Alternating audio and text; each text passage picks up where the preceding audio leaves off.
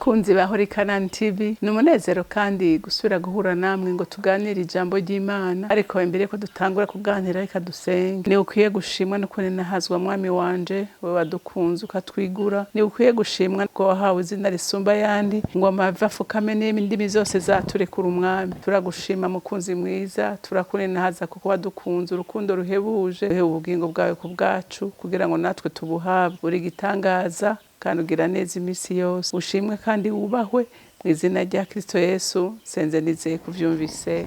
Amen, amen. Rero ijambo Imana impaye kuganira namwe ni ijambo rivuga ngo abahamagawe twirinde gutukisha izina ry'umwami wacu. Twirinde gushitsa umugambi wa Satani, kuko iyo dutukisha izina ry'umwami wacu turiko dushitsa umugambi wa Satani. Ko Satani ashaka ko izina rya Kristo ritukwa, ashaka ko ibintu vy'Imana bisuzugurwa. Ariko ndakwinga muntu w'Imana ngo ube maso, ube maso, ube maso, kuko ni umugambi wa Satani kandi ariko arawushikako mu buryo butangaje. Aho abana b'Imana bakorera Imana usanga bariko baratukwa, bariko baragwana, bariko barakora ibintu abantu bagatangara, bakavuga ati hako nizera iyi Mana noyiheba. Reka rero dusome ijambo ry'Imana muri Yohana igice ca 13, turasoma kuva ku murongo wa 21 dushikane ku murongo wa 30. Yesu avuze ivyo ahagarika umutima, abivuga avyataguye ati nukuri ndababwire, umwe muri mwebwe agira ngo urishe. Abigishwa bararabana bazazaniwe uwo avuze uwariwe. Hariho umwe mu bigishwa biwe yari yegamiye mu gikiriza ca Yesu bariko bararya, umwe Yesu yakunda. Simoni Petero aramuvunira akagoha ati tubwire uvuze uwariwe. Uwo rero ahengamiye inyuma uko yari hano nyene mu gikiriza ca Yesu aramubaza ati ninde ga mwami? Yesu aramwishura ati uwo nkorezamwo intore y'umutsima nkayimuha azoba ariwe. Akojejemwo intore ayikuyemwo ayihereza Yuda mwene Simoni Iskariyota. Hanyuma y'iyo ntore Satani aca yinjira muri we.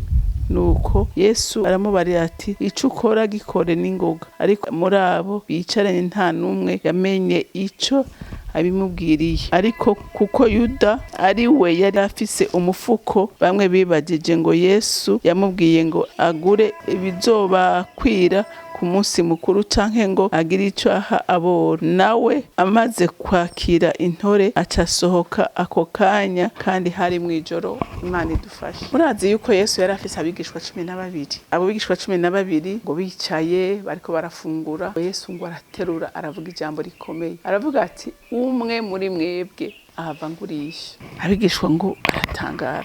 Petero, Yohane ngo yararyamye mu gikiriza ca Yesu, hama Petero ngo amuvunira akagohe ati numubaze uwariwe. Hanyuma rero ngo Yohana aramubaza ati mwigisha ninde aza gukora ivyo? Acamubwira ati ninaza gufata intore y'umutsima. Intore no kuvuga akamanyu, kandi akamanyu umuntu akata kugira atamire, ati uwo nza kugaha niwe aza kungurisha. Akamanyura agahereza Yuda. Ngo buno nyene Satani agira iki? Wacamwinjiramo. Urumva umwami Yesu yamaze kumubwira ko ari we aza kumugurisha. Satani nawe acarihuta akomantaza umutima we aramwinjiramo. Ije kashi waronse ntuyigisha. Hama ngo acagira iki? Acarasohoka. Kandi ngo abigishwa ntibigeze batahura ico Yesu yagombye kuvuga, ntibigeze babitahura.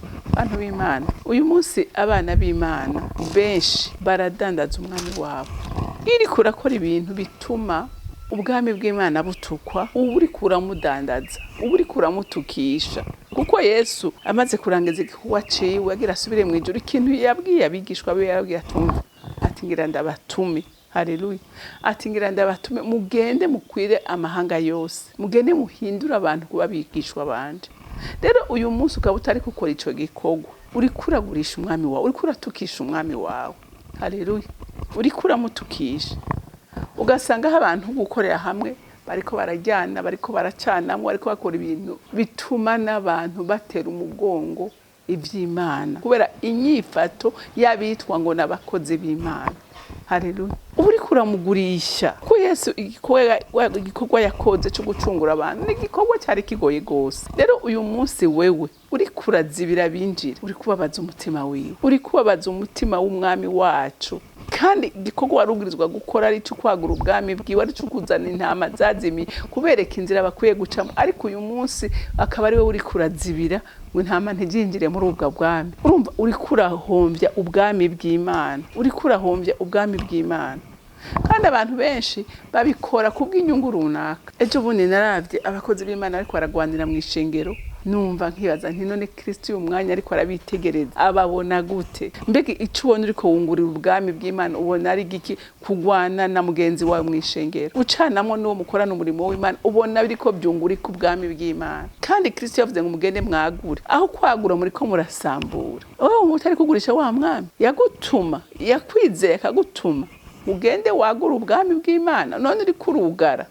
Rero nukuri uyu munsi umuntu wese yiyumvire, mbega uyu munsi kubona iki gikorwa ndiko ndakora, mbega ndiko ndagikora kubera iki? Ndiko ndagikora kubw'inyungu zanje. Ega hari n'ibintu dukora ukabikora kubw'inyungu zacu, ariko tubikora kubw'ubwami bw'Imana, kubw'inyungu z'ubwami bw'Imana. Ariko ivyo dukwiye gukora byose tubikore kubw'ubwami bw'Imana, kugira ngo izina rya Data rigira iki?